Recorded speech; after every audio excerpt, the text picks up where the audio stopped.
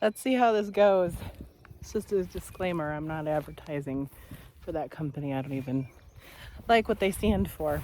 But I wanted to do a quick little video. This is another angle of our farm. And you can see our newest member behind me. Hi, Bethany. So we bought a milk cow. We have had her for 3 days. And it has been quite an adventure, hasn't it, girl? Let's see here. So there she is. She's a good girl. Except she trampled the fence when we put her in the barnyard because she was freaked out from the trailer ride. She's 3 years old. Previous owners have had her since she was 6 months old. And, you know, this was all new to her. So she's currently in milk, and we have been milking her since we got her. We had to chase her down and play hide and seek with a cow for like 2 days. And the Lord, in all of his grace, helped me and Ben get her back. That's a story. She never left our property, but we are surrounded by a cattle farm, and she was really wanting to join those other cows. Thank God they have excellent fencing, and so she could not get to them. So we were squatting down in like blackberry bushes to milk her because a cow must be milked when she's in milk. So she is pure Ayrshire, which is a pretty rare breed nowadays. They're really uncommon. They used to be very common, but not so much anymore. Anyway, so I just wanted to share that update and a little bit of what God had put on my heart about this cow and this whole situation. You know, it was really disheartening at first because, you know, a milk cow, especially like a rare breed milk cow, is not cheap. You know, it's not, she's not like a brand new car or anything, but, you know, it's a considerable investment in an animal like this. And so, you know, she ran off. It was really upsetting. And, you know, we were trying everything we could. She didn't know us. She didn't trust us. She's pretty comfortable with me now. She's getting there. She you know, walked up behind me. She's not scared of me. If she was scared of me, she would run from me. She's not, or she'd threaten me, but she doesn't. How's it going, Bethany?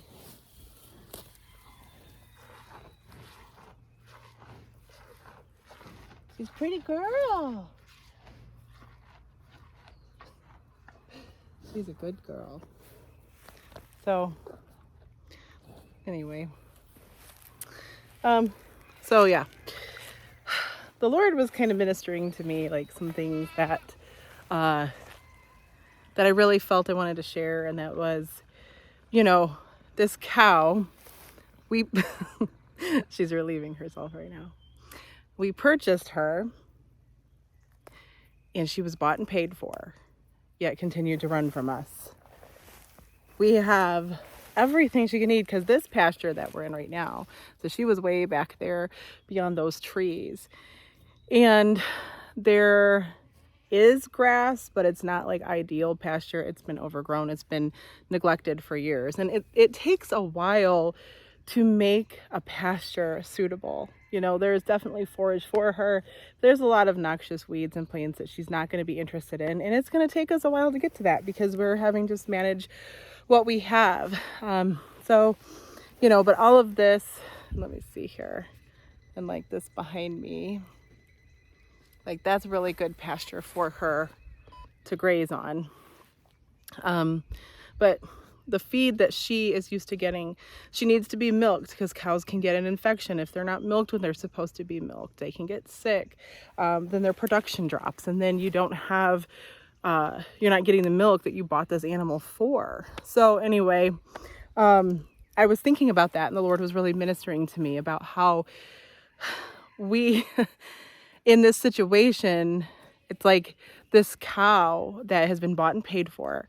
We have every provision for her, would not obey us because she thought she knew what was right, and she thought she could do better on her own. She thought she could do better to stay away from us.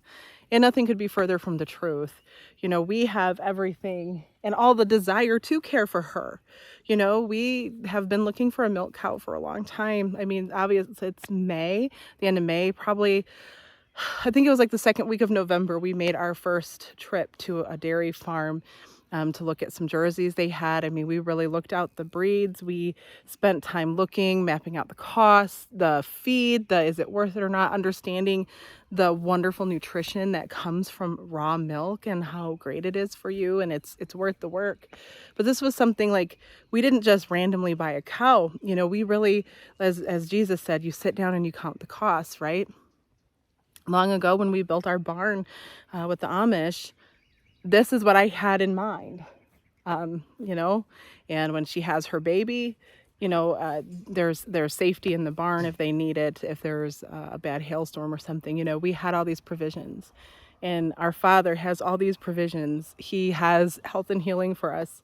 He has provision, money, if you need a job, if you need money. I have had situations, even when I didn't need the money, it was just like God kind of saying, hey, I love you, here is something. I have had exactly the amount of money I've needed just randomly showing up in the mail. I've had that happen several times. I've had, actually, one Sunday at church, a woman walked up to me who did not know me, gave me $100 cash, and then another one the same day gave me $100 cash that day, as they said it was sowing into our future and our children and our blessings. And they just wanted to, didn't even have need of money. We weren't in a financial bind by any means, but provision that I knew was something by my Father.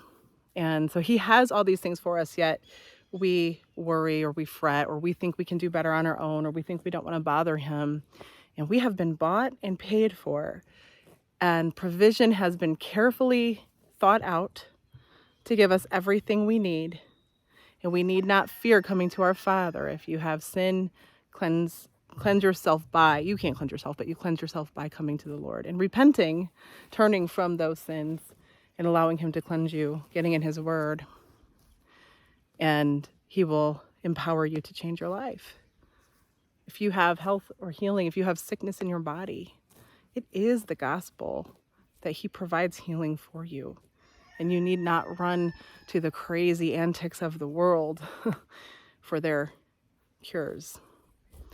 He will do it. It's a spiritual thing, though, and you have to be born again and understand those things, but it's there for you. Everything that you could need, the best plans for your life, your future spouse, all these things, if you would but trust him. And it just really ministered to me, being bought and paid for, and having everything we could have for this cow. And yet she was seeking after other pastures. She was seeking after other companionship. And we have these goats in here. They're not quite the same. And our goats are due to have babies here in about 2 weeks, around 2 weeks time. Sorry, that was like really close up there. We have, we're actually going to end up processing 2 of them. That's being one of them. The other one, they're not mean, but they're very rambunctious, and so it's the best thing. But our favorite, let's see here, where are you, Louie? Louie is the one in the tire, and he is a sweetheart. And we have Cheyenne,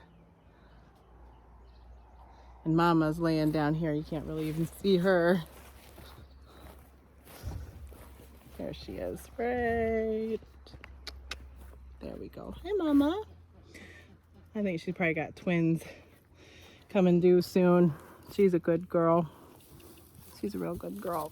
And this is, oh, where are you, Louie? Here's Louie. He's a good boy. Hi, Louie.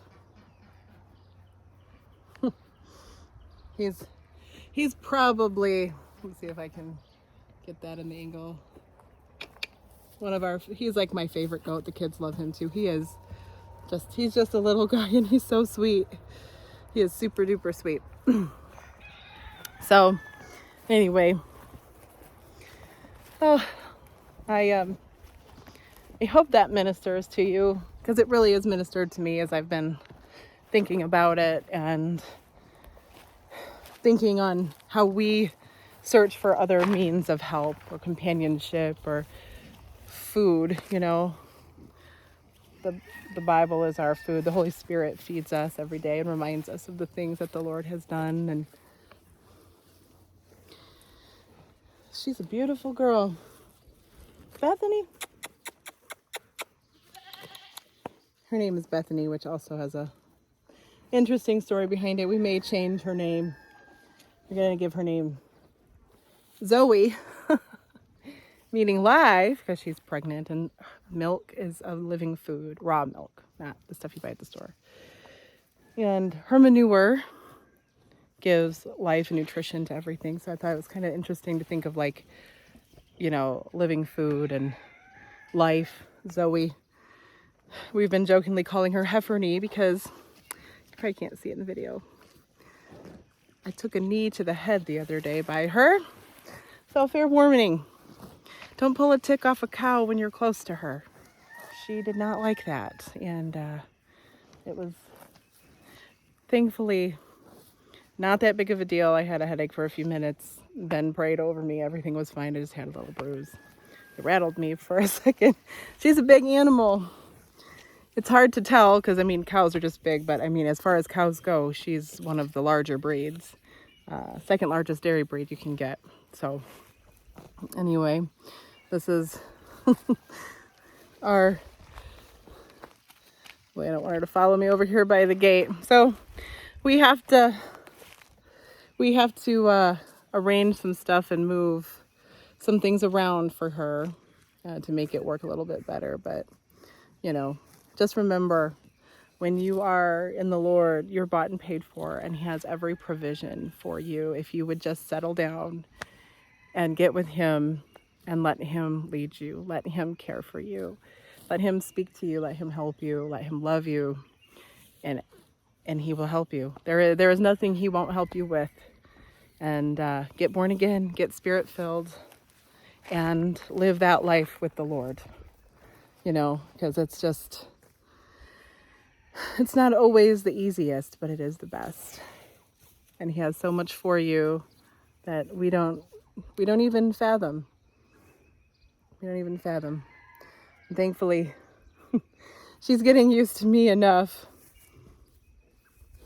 that she's not running. She's not getting upset. So I don't like putting my back to a cow, but I can see her in the camera, so I'm keeping an eye.